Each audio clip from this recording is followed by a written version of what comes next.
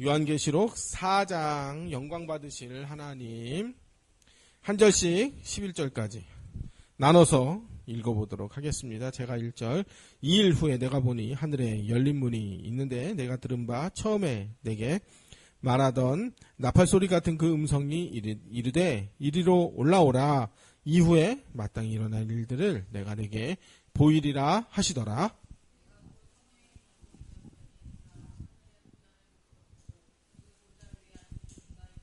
앉으신 이의 모양이 벽옥과 홍보석 같고 또 무지개가 있어 보좌에 둘렸는데 그 모양이 높보석 같더라.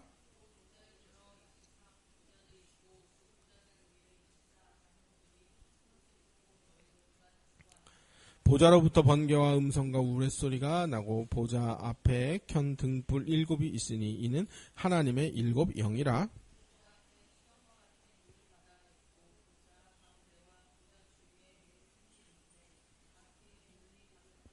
그 첫째 생물은 사자 같고 둘째 생물은 송아지 같고 셋째 생물은 얼굴이 사람 같고 넷째 생물은 날아가는 독수리 같은데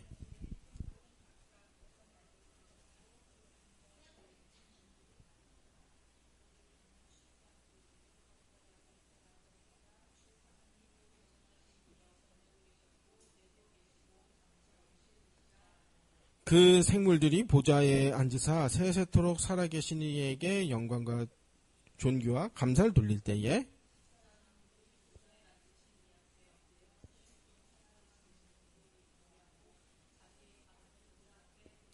같이여 우리 주 하나님이여 영광과 존귀와 권능을 받으시는 것이 합당하오니 주께서 만물을 지으신지라 만물이 주의 뜻대로 있었고 또 지으심을 받았나이다 하더라.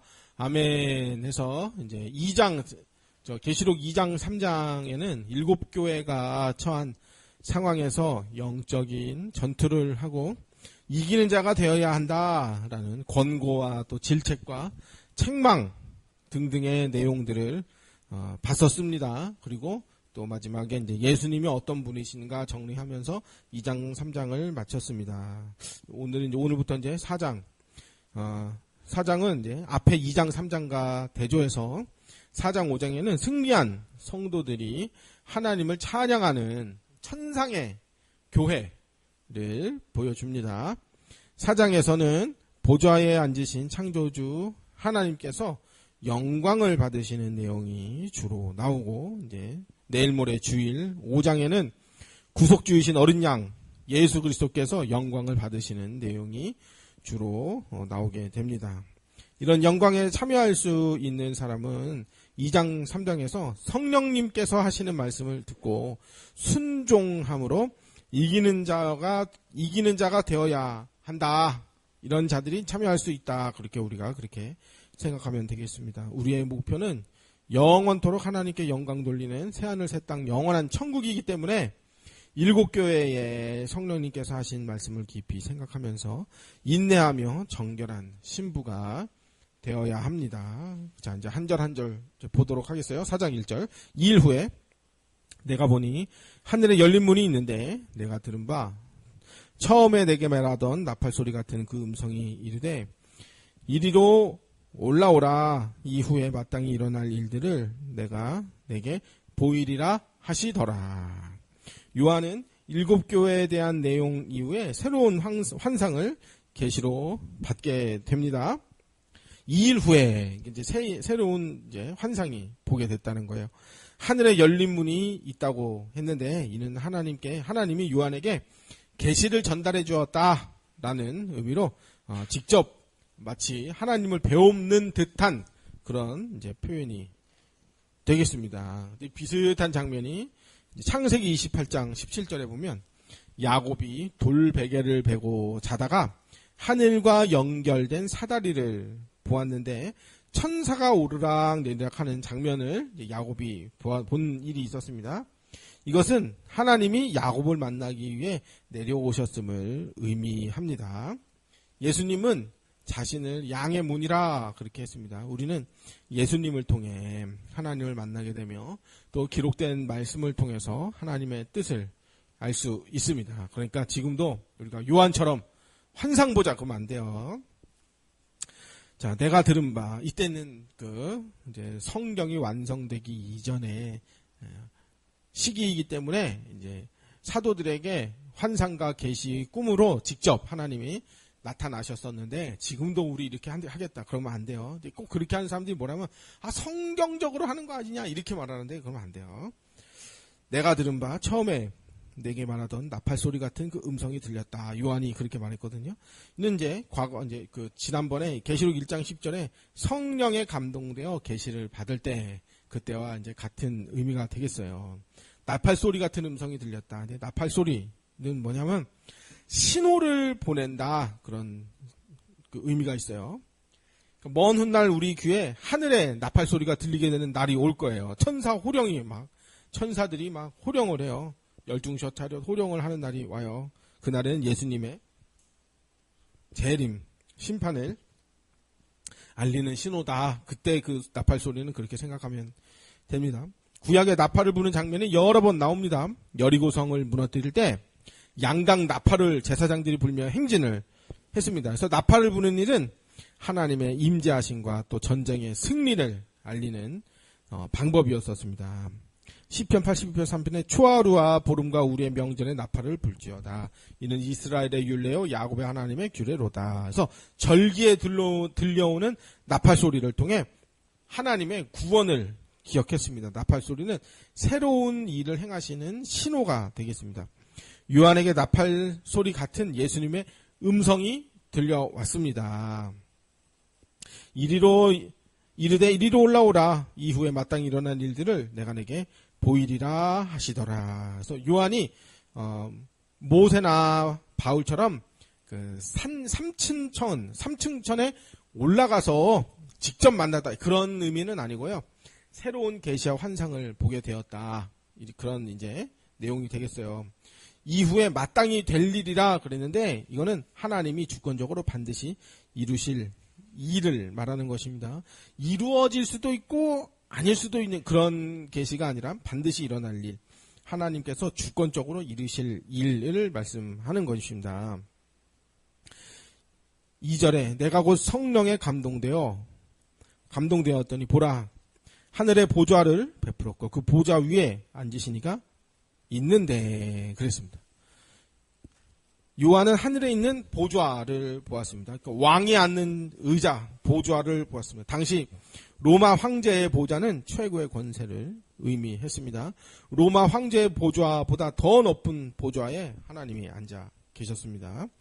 계시록에는 하나님을, 삼위일체 하나님을 좀 교차적으로 이렇게 기술한 부분들이 있어요.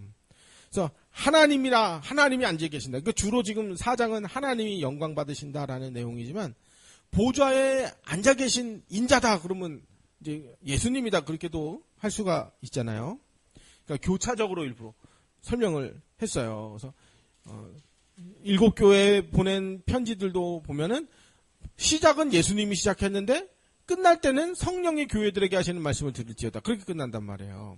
그러니까 교차적으로 그렇게 섞어서 언급을 한 것 같습니다. 3절, 앉으신 이의 모양이 벽옥과 홍보석 같고 또 무지개가 있어 보좌에 들렸는데 그 모양이 녹보석 같더라. 그래서 이제 벽옥은 푸른 옥이다, 그런 뜻이고, 홍보석은 이제 동네에 없어진 짜장면 집이다, 그런 뜻입니다.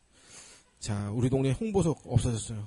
자, 하나님이, 그러니까 동네가 이제 점점 고령화되고 하니까 짜장면을 시켜 먹을 사람이 없는 거예요. 그리고 요새는 또 다들 다이어트하고 그래서 그런지 잘 안 사 먹는 것 같아요. 그리고 다 배달 앱으로 주문하잖아요. 그러니까 그렇게 이제 미디어나 인터넷에 좀 취약한 나이든 분들은 이제 요식업계 배달, 식당에서도 이제 경쟁력이 떨어지는 것 같아요. 그래서 홍보석 짜장면 집이 없어졌어요. 그 2개가 있었는데 다 없어졌어요, 우리 동네는. 자, 벽옥과 홍보석 같다고 했습니다. 계시록 21장 11절, 하나님의 영광이 있어 그 성의 빛이 지극히 귀한 보석 같고 벽옥과 수정 같이 맑더라, 그랬습니다. 벽옥은 하나님의 영광을 의미하는데, 이 출애굽기 28장 17절부터 보면은 대제사장의 가슴에 12지파 이름이 새겨져 있는 보석이 있는데 그 첫째가 홍보석이고 마지막이 벽옥입니다. 이것은 하나님의 임재를 상징하는 것으로 볼 수 있습니다. 홍보석부터 벽옥까지 12개. 그러니까 다 이제 지칭하는 거다 이렇게 보면 되겠어요. 즉 주님에게 벽옥과 홍보석으로 묘사된 하나님의 영광스러운 임재가 나타났다는 것입니다. 또 3절에 보면은 무지개가 있어 보좌를 둘렀는데 그렇게 되어 있는데 3페이지 에스겔 1장에 보면 에스겔이 본 그 네 생물과 무지개와 보좌의 환상이 나오는데 이게 계시록에 나오는 장면과 비슷합니다. 그래서 에스겔 1장을 1절부터 다 읽어보면은요, 요거 여기서 계시록을 이렇게 인용을 했구나 하는 것을 이제 알 수가 있는데, 요 원고에다 다 집어넣기는 그래서 28절만 넣어놨는데요. 그 사방 광채의 모양은 비 오는 날 구름에 있는 무지개 같으니 이는 여호와의 영광의 형상의 모양이라 내가 보고 엎드려 말씀하시는 이의 음성을 들으니라. 그래서 무지개가 뭐냐면 여호와의 영광의 형상의 모양이다 그렇게 했습니다. 에스겔이 본 환상의 무지개는 하나님의 영광의 형상을 보여주는 장면이었습니다. 계시록 4장에서 보좌에 앉으신 주님은 영광스러운 하나님입니다. 그래서 우리나라 최고 계시록의 권위자라는 분이 이제 이필찬 교수님이라는 분이 계신데 그렇게 말씀을 하시더라고요. 그러니까 이제 신약 성경이나 이런 데 보면은 어디에서 구약 성경 어디에서 인용했다라고 직접적으로 그렇게 언급을 하는데 요한계시록은 직접적으로 언급을 하지 않고 그냥 마구잡이, 그러니까 무조건 그냥 다 갖다가 구약을 인용을 했다. 이렇게. 그래서 유대나라 사람들이 이걸 보면은, 이게 구약 어디구나, 이렇게 딱 알아볼 수 있었다라고 합니다. 우리도 만세운동 하면은 우리나라 사람, 당연히, 유관순 열사의 3.1운동이구나, 이렇게 생각을 할 수 있잖아요. 그러니까 우리는 그거에 무슨 의미인지 알잖아요. 또 떡국 이러면 설날이구나 이렇게 우리는 금방 떠오르잖아요. 유대나라 사람들은 구약을 인용하면 그게 어디서 갖고 왔구나 이렇게 이해하기가 쉽다는 것입니다.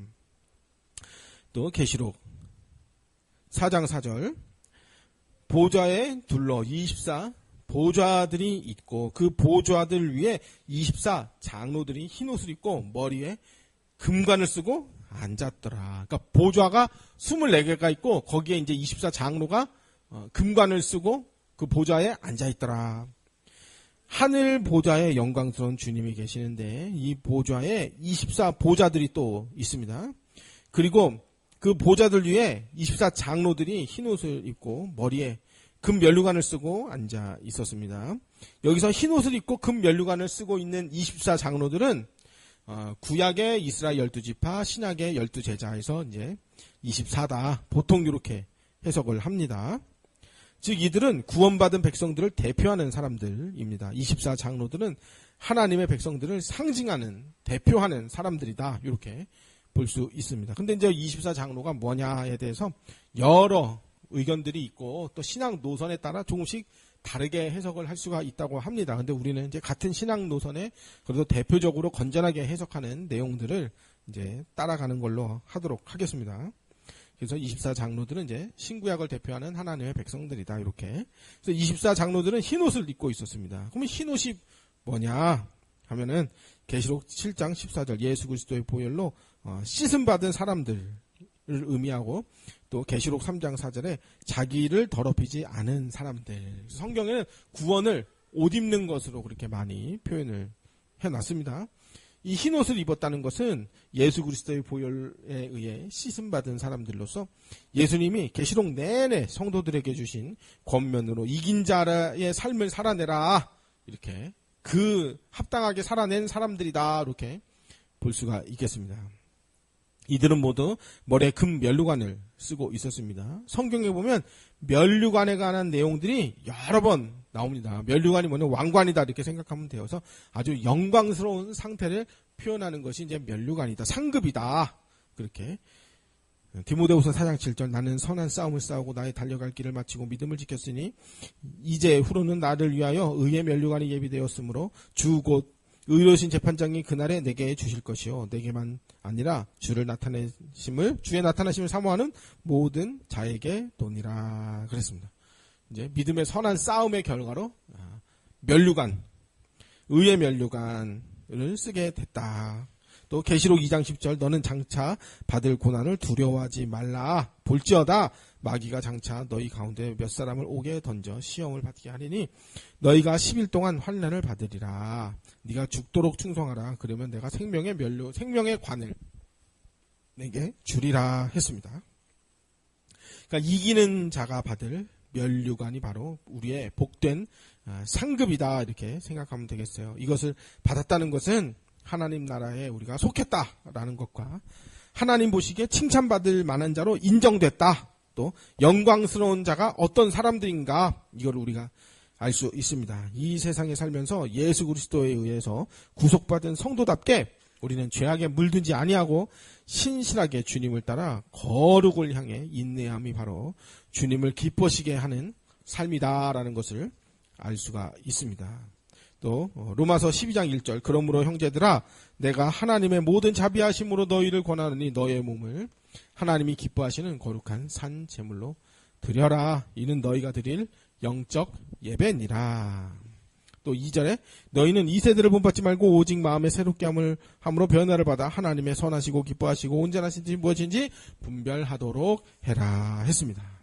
그래서 우리가 짧은 인생 동안 하나님의 말씀에 순종하며 이기는 자의 삶을 살았을 때 천상에서 하나님께 참된 경배를 드리는 일에 참여할 수 있는 영광이 주어진가 된다. 이게 분명히 우리가 알고 우리의 전 인생을 예수님이 주관하시며 우리의 심령의 보좌에 예수님이 좌정하시도록 왕으로 우리를 통치하시도록 그렇게 우리는 이기는 자의 삶을 성령의 충만한 가운데 그렇게 살아야 하겠습니다. 이제 4장 5절 보좌로부터 번개와 음성과 우레소리가 나고 보좌 앞에 켠 등불 7이 있으니 이는 하나님의 7 영이라 했습니다. 주님의 보좌로부터 번개와 음성과 우레소리가 나온다고 했습니다. 이게 이제 마지막 날 재림 심판하시고 그 계시록 첫 번째 시간, 두 번째 시간 그때 이제 번개와 음성과 우레소리 하나님이 임재하실 때 빽빽한 구름과 함께 거기에 임재하시는 방법으로 이제 나온 성경 구절을 찾아봤었죠. 하나님의 임재와 하나님의 거룩하심에 현현 하나님이 나타나실 때 그 표현하는 방법이 번개와 음성과 우레소리, 구름 사이에 나타나신다 그랬죠. 주님께서 영광스럽게 거룩하신 분으로 하나님의 보좌에서 통치하시고 다스리고 계심을 잘 가르쳐 줍니다. 당시 로마 황제의 보좌는 권위로 심판하는 자리였는데 로마 황제보다 더 높은 하늘에 주님이 좌정하고 계신다. 이 사실을 이제 알려주는 것입니다. 요한계시록 16장 7절 내가 들으니 제단이 말하기를 그러하다 주 하나님 곧 전능하신 이시여 심판하는 것이 참되시고 의로우시도다 하더라. 하나님의 심판은 죄인들에게 어미롭게 나타나고 의인들에게는 상급을 내리는 심판으로 또 나타나게 될 것입니다. 우리는 심판을 실행하시는 예수님 앞에 어느 날 다 서게 될 거예요.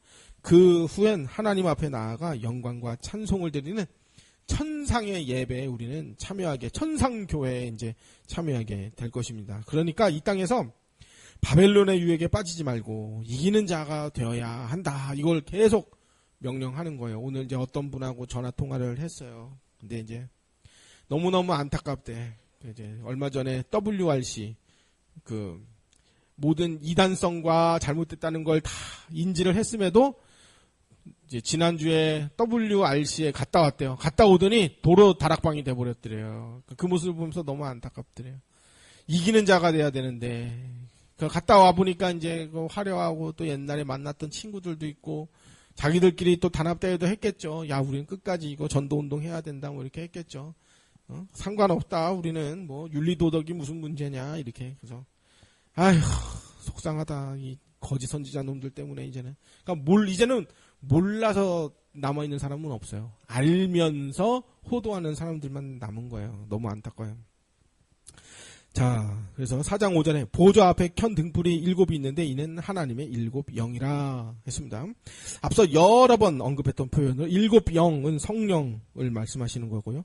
지금 부활하신 예수님이 보내신 성령은 우리와 함께 지금 역사하시며 성령의 충만한 인도받는 그런 성도와 교회들이 곧 촛불, 등불처럼 돼서 세상을 밝히는 빛과 소금의 역할을 지금 우리가 하고 있습니다. 또 계시록 4장 6절 그래서 등불 7이다. 세상을 밝히는 교회다. 7은 완전수다. 그렇게 설명을 했었죠. 계속 반복해서 이 같은 내용들이 이제 계속 나와요. 4장 6절. 보좌 앞에 수정과 같은 유리 바다가 있는데 보좌 가운데 보좌 주위에 네 생물이 있는데 앞뒤에 눈들이 가득하더라. 그래서 천국에는 바닥이 대리석이나 수정으로 되어 있다. 이런 게 아니라 요한이 환상 중에 본 모습이 이러하다라는 것으로서 하나님의 영광이 이렇게 찬란하다라는 의미가 되겠습니다. 바닥이 대리석과 수정으로 되어 있는 그 장소에 가 보셨어요? 그러니까 저는 한번 가봤어요. 언제 가봤느냐면은 저 어렸을 때 친구가 20살 때 룸사롱에서 아르바이트를 한대. 손님들 다 없는데 같이 거기 노래방, 그 룸사롱이니까 노래방이 있을 거 아니에요. 노래방 기계. 거기 가서 같이 노래 부르고 놀재. 그래서 한번 들어가 봤어요. 그랬더니 진짜 벽이 다 대리석이고 바닥이 이제 번쩍번쩍하게 있더라고요. 그 20살 때 그 친구가 거기서 이제 아르바이트 하는 친구였었어요. 한번 가봤어요. 근데 이제 그거보다 더 천국이 이제 번쩍번쩍 한다더라. 자, 룸사롱하고 비교하면 안 되겠지만은, 그러니까 거기 가가지고 이제 손님 다 끝나고 다 이제 치우고 그 친구가 이제 새벽에 한번 와봐라 해가지고 그 친구랑 둘이서 그 노래방 했다는 거지. 거기서 룸사롱처럼 뭐 저 다락방처럼 거기서 술 먹고 뭐 그랬다는 게 아닙니다. 괜히 말 꺼내서 오해하면 안 돼요. 자, 계시록 그 룸사롱이 저기에요. 파스텔 관광 호텔 지금 뭐 없어졌죠? 충주의 파스텔 관광 호텔 지하에 그 옆에 그 목욕탕에서 제가 고등학교 때 이제 목욕탕 청소 아르바이트 했었었고요.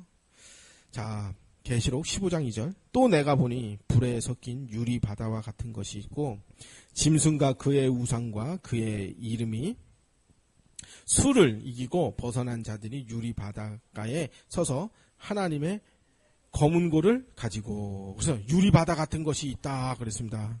그러니까 계시록 15장에 유리바다가 나오는데 이곳에는 짐승과 그의 우상과 그 이름의 수를 이고 벗어난 자들이 하나님의 검은 고를 가지고 유리바다에 서 있다고 했습니다. 이곳에 들어와 있는 사람들은 곧 이 땅에서 이기는 자의 삶을 살아낸 사람들이다라는 것을 알 수 있어요. 그러니까 수정과 같은 유리바다, 계시록 4장 6절에 수정과 같은 유리바다 이게 뭐냐? 그럼 정확히 이 수정과 같은 유리바다가 뭔지는 모르겠어요. 근데 이토록 어쨌든 영광스러운 천상의 그 예배에 참여하되는 얼마 수정과 같은 유리바다 뭐 표현만 들어도 되게 좋잖아요. 그러니까 이렇게 좋은 곳에 우리가 참여할 수 있겠구나. 그래서 천국엔 무슨 온갖 보석이 엄청나다고 그렇게. 근데 보석이 좋은 게 아니라 하나님과 함께하는 것이 그렇게 좋다라고 이제 우리가 생각을 할 수가 있잖아요. 그러니까 그 복되고 영광스러운 자리에 우리가 가도록 소망을 가져라. 이제 그런 의미가 되겠습니다. 그래서 계시록 4장 6절에 보좌 가운데와 보좌 주위에 네 생물이 있는데 앞뒤에 눈들이 가득하더라. 그러니까 보좌가 있으면 그 가운데와 주위에 네 생물이 있대요. 또 앞뒤에 눈들이 가득하대요. 그 첫째 생물은 사자 같고 둘째 생물은 송아지 같고 셋째 생물은 얼굴이 사람 같고 넷째 생물은 날아가는 독수리 같은데 그랬습니다. 그 다음에 이제 요한은 보좌 가운데와 주위에 앞뒤로 눈이 가득한 네 생물을 보았습니다. 근데 에스겔 1장에도 비슷한 네 생물이 나오는데 조금 이제 내용이 다르고 날개가 넷이 있어요. 근데 이사야 6장에 보면은요. 그 스랍 천사가 나오는데 날개가 6 달린 천사가 나와서 날개 2개로는 얼굴을 가리고 날개 2개로는 발을 가리고 날개 2개로는 펄럭펄럭 날면서 하나님을 찬양하는 거룩하시도다, 거룩하도다, 거룩하도다 이렇게 찬양하는 스랍 천사들이 나오거든요. 그러니까 계시록에 나온 네 생물이 정확하게는 뭔지 알 수는 없는데 아마도 봤을 때 천사가 아니겠냐, 그렇게 견해가 더 많습니다. 그리고 또 다른 견해로는 뭐가 있느냐면은 지구상에 있는 모든 피조물이다라는 견해도 있습니다. 왜냐하면 그 네 생물이 사자 같고, 또 둘째 생물은 송아지 같고, 셋째 생물은 얼굴이 사람 같고, 넷째 생물은 독수리 같다. 그러니까 이건 자연 만물에 있는 생물들을 말하는 거구나, 이렇게 해서 이 피조물들의 대표다, 이렇게 좀 해석하는 사람들도 있어요. 이 네 생물이 천사라고 할 때 24장로들과 천사들이 하나님의 영광을 찬양한다라고 해석을 할 수가 있겠죠. 이게 이제 보편적인 해석이에요. 또 네 생물이 피조물이라고 한다면 24장로와 함께 모든 피조물, 모든 자연 만물이 하나님을 찬양한다. 이렇게 또 해석을 할 수가 있겠습니다. 그래서 이 네 생물이 뭐냐? 네 생물이 천사이냐 자연 만물이냐? 둘 중에 하나 찍어라. 확률은 50%. 잘 찍으면 천국, 잘못 찍으면 지옥. 요런 거는 없습니다. 그러니까 헷갈렸다고 지옥 가지 않습니다. 어쨌든 하나님은 찬양과 경배를 받으시기에 합당한 하나님이시다. 우리는 그렇게 이해하면 되겠습니다. 그래서 이제 사자는 아무래도 자연계의 왕이고, 예수님을 또 사자로 표현한 성경 구절도 있으니까, 송아지는 가축을 대표하고, 또 땅은, 그러니까 송아지에 대한 해석도 여러 가지예요. 뭐 힘이 세다, 뭐 착하다, 순하다, 뭐 말을 잘 듣는다, 뭐 사람마다 다 틀려요, 해석이. 사람은 또 땅의 통치권을 위임받은 존재이며, 독수리는 공중의 새를 대표한다고 할 때 이것은 이제 자연계를 전체를 의미한다, 이렇게 하는 해석도 있고요. 또 온 우주를 두루 다니는 하나님의 사자를 이렇게 비유를 했다, 그렇게 천사다, 이렇게 하는 해석도 있고요. 또 요게 또 사복음서다. 마테마가 누가 요한 합신 총장 안상영 목사님이 이제 복음서 설명하면서 요거에 대해서 이제 언급하시고 하는 설교도 들어본 적이 있거든요. 그렇게 요거를 사복음서다, 내 생물이 사복음서다, 이렇게 설명한 사람도 있고요. 그러니까 여기에 대한 해석이 뭐 사람마다 다 틀려요. 근데 그냥 천사다, 혹은 피조물이다, 이렇게 하고 그냥 넘어가요. 요거 찍어서 틀리면 지옥 간다, 그런 건 없습니다. 자, 4장 8절. 그래서 어쨌든 하나님은 영광 받으시기에 합당하다. 요렇게 이제 정리하고 넘어가면 되겠습니다. 네 생물은 각각 6 날개를 가졌고 그 안과 주위에는 눈들이 가득하더라. 그들이 밤낮 쉬지 않고 이르기를 거룩하다, 거룩하다, 거룩하다. 주 하나님 곧 전능하신 이여, 전에도 계셨고 이제도 계시고 장차 오시리라 하고 그랬습니다. 눈들이 가득하여 이 세상을 두루 살피는 네 생물이 뭐라고 하느냐면, 하나님께 밤낮 쉬지 않고 이르기를 거룩하다, 거룩하다, 거룩하다. 주 하나님 곧 전능하신 이여, 전에도 계셨고 이제도 계시고 장차 오시리라, 이렇게 찬송을 하고 있습니다. 그러니까 천상에서는 모든 만물과 천사들과 24장로와 구원받은 성도들이 하나님을 경배하며 예배한다, 이렇게 우리는 생각을 하면 되겠습니다. 그게 꼭 24장로가 누구냐, 김장로냐, 이장로냐, 박장로냐, 이게 아니고 모든 이제 구원받은 이제 대표들이다, 이렇게 생각하면 되겠어요.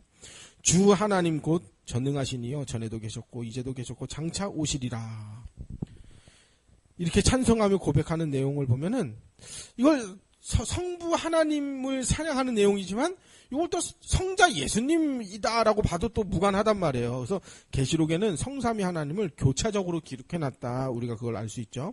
2장 3장 앞서 7교회도 보면 시작은 예수님이 주신 계신데 끝날 때는 성령이 하시는 말씀을 교회들이 들어라, 이러면서 끝난단 말이에요. 또 이제 4장 9절. 그 생물들이 보좌에 앉으사 세세토록 앉아 계시는 이에게 영광과 존귀와 감사를 돌릴 때, 10절. 24장로들이 보좌에 앉으신 이 앞에 엎드려 세세토록 살아 계시는 이에게 경배하고 자기 관을 보좌 앞에 드리며 이르되, 영광 돌리는 장면의 11절. 우리 주 하나님이여, 영광과 존귀와 권능을 받으시는 것이 합당하시오니 주께서 만물을 지으신지라. 만물이 주의 뜻대로 있었고 또 지으심을 받았나이다 하더라. 그래서 8절부터 11절까지는 네 생물과 24장로들이 이제 하나님을 찬양하며 경배하는 내용이 나왔습니다. 자, 하나님께서 원래 인간을 만드신 목적이 있어요. 그게 이사야 4321에 보면은 이 백성은 내가 나를 위하여 지었나니 나의 찬송을 부르게 하려 함이니라. 그래서 우리가 왜 지음을 받았냐면 하나님을 높이어드리고 찬양하라고 하나님은 우리를 지었대요. 그래서 이제 일부 어떤 이단에서는 인간이 행복하라고 지어졌는데 마귀 때문에 행복하게 되지 못해서 예수 이름으로 마귀를 꺾으면 다시 행복해진다 이렇게 말하는 건 하나님의 처음부터 창조 목적에 어긋난 거죠.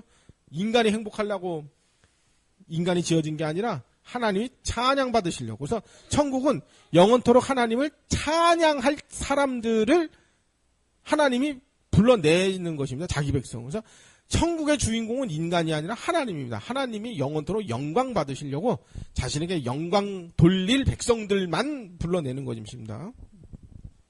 또 이사야 43장 7절 내 이름으로 불려지는 모든 자 곧 내가 영광을 위하여 창조한 자를 오게 하라. 그를 내가 지었고 내가 그를 만들었느니라. 사람은 하나님의 영광을 위해서 또 하나님께 찬양을 올려드리며 하나님을 더 높여드리기 위해서 창조가 되었습니다. 그런데 인간이 범죄함으로 이 창조 목적에서 어긋나게 되었습니다. 죄는 인간 자신을 범죄한 인간은 스스로를 노래하거나 하나님께서 창조하신 피조물을 노래하게 됩니다. 범죄에서. 하나님의 나라 새하늘 새 땅은 하나님께서 온 우주 만물과 인간을 창조하시는 원래의 목적이 성취되는 곳이 새하늘 새 땅입니다. 그렇기 때문에 새하늘 새 땅에는 하나님을 높여드리는 찬양이 가득하게 될 겁니다. 하나님을 예배함이 새하늘 새 땅에는 충만하게 됩니다. 이것이 성도에 마땅한 바요 성도의 참된 기쁨입니다. 지금 이 지상에서 찬송하는 삶, 예배하는 삶이 훗날 천상의 삶을 드러내는 연습하는 그런 모양이 될 거예요. 계시록에서는 하나님을 찬양하는 장면이 여러 번 나옵니다. 마치 구약의 시편처럼 찬양에서 찬양으로 이어지는 그 시편이 찬양 모음집이듯이 계시록도 마찬가지로 성도의 삶도 마찬가지로 또 찬양에서 찬양으로 영원한 새하늘 새 땅에서 영원토록 찬양을 올려드리는 우리는 하나님을 찬양하는 존재가 될 겁니다. 그래서 저는 개인적으로 천국에서 핸델의 메시아 할렐루야 그래서 테너 파트를 한번 해보고 싶어요. 할렐루야 그래서 이제 그 할렐루야 찬양을 이제 성가대가 연습을 해야 되잖아요. 그러니까 엄청나게 이제 그게 어려워요. 그게 지휘자도 어려워 할렐루야가. 근데 이게 할렐루야 해가지고 계속 할렐루야 연습을 계속 해야 되잖아요. 근데 이제 교회 옆에 절간이 있었는데 절간에서는 어떻게 하나요? 이렇게 나무아미타불 관셈보살 해야 되잖아요. 근데 옆에서 할렐루야 하잖아요. 그러니까 스님들이 그 소리가 계속 들리니까 관셈보살 해야 되잖아요. 그죠? 그러니까 관셈보살 그렇게 했대잖아요. 이게 자꾸 귀에 들어오니까 헷갈려가지고. 그러니까 메시아 찬양, 메시아 할렐루야 연습 엄청나게 해야 되거든요. 그래도 제가 다 틀렸어요. 20년 전에. 그러니까 내가 틀렸는지 안 틀렸는지 어떻게 아느냐면 이 악보를 들고 하잖아요. 악보를. 근데 남들은 악보를 넘기는데 나는 어디를 보는지를 모르니까 내가 악보를 언제 넘겨야 되는지를 몰라요. 그럼 벌써 틀린 거예요. 어디 따라가지를 못하는 거거든요. 그래서 이제 저 개인적으로 생각에 나중에 이제 천사들이 나팔 불고 이 땅에 올 때에 아마 천사들이 뭘 나팔 불겠어요? 둘 중에 하나 하고 올 것 같다. 핸델의 메시아나 주는 우리 피난처 둘 중에 하나 이제 하고 오지 않을까. 저 개인적인 추측이지 뭐 실제로 그렇다는 건 아닙니다. 그래서 나중에 천국 가면은 핸델의 메시아 할렐루야를 다시 한번 해보고 싶어요. 자 11절 우리 주 하나님이여 영광과 존귀와 권능을 받으시는 것이 합당하오니 주께서 만물을 지으신지라 만물이 주의 뜻대로 있었고 또 지으심을 받았나이다 하더라. 하나님은 영광과 존귀와 능력을 받으시는 것이 합당하다 이렇게 고백을 했습니다. 성도가 어떻게 하나님을 인격적으로 아느냐에 따라 찬양의 내용도 결정됩니다.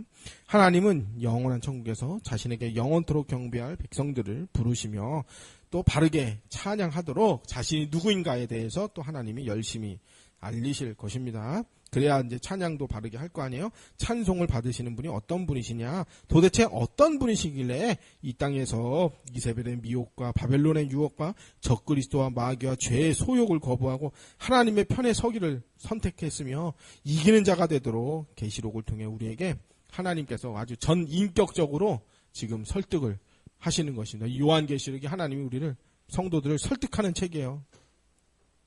11절 만물이 주의 뜻대로 있었고 또 지으심을 받았나이다 하더라. 또 8절에 거룩하다 거룩하다. 이 찬양의 내용이에요. 왜 하나님이 찬양을 받으실 만하냐 하면 만물을 하나님이 지으셨다. 8절 거룩하다 거룩하다 거룩하다. 주 하나님 곧 전능하신 이여 전에도 계셨고 이제도 계셨고 장차 오시리다. 그래서 이제 찬양 받으실 만하다 하는 거예요. 하나님은 거룩하시며 전능하신 분으로 만물이 찬송을 올려 마땅하신 분입니다. 하나님은 자존하시는 분이시며 만물은 하나님께 의존되어 있고 하나님의 창조 섭리 안에 모든 만물이 하나님 손바닥 안에 다 들어있습니다. 우리는 하나님의 하나님다우심을 높여드리는 거룩하고 성결한 복되고 이긴 자들이 되어야 하겠습니다.